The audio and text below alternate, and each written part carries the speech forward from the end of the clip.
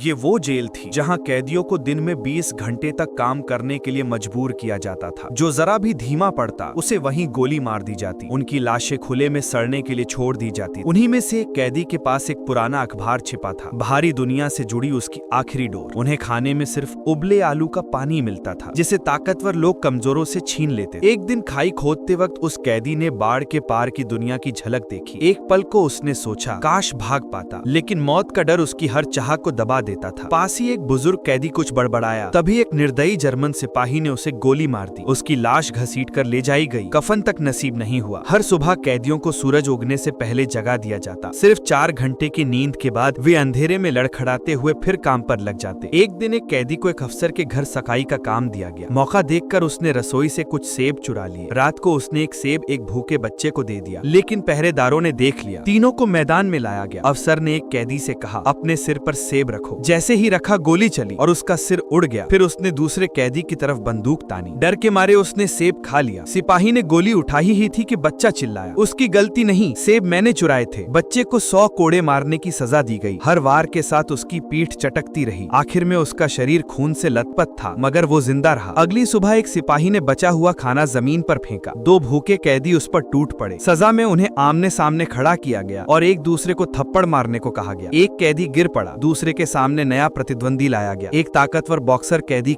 वो बचता गया। कप्तान गुस्से में आया और खुद मुक्का मारने उतरा, लेकिन वो भी उसे छू न सका। फिर कैदी ने ऐसा घूसा मारा कि कप्तान का जबड़ा टूट गया। पूरा मैदान सन्न रह गया। कप्तान खून थूकता हुआ बोला, इस आदमी में कुछ अलग है, उसे नहीं पता था वो कैदी कभी एक बॉक्सिंग चैंपियन था।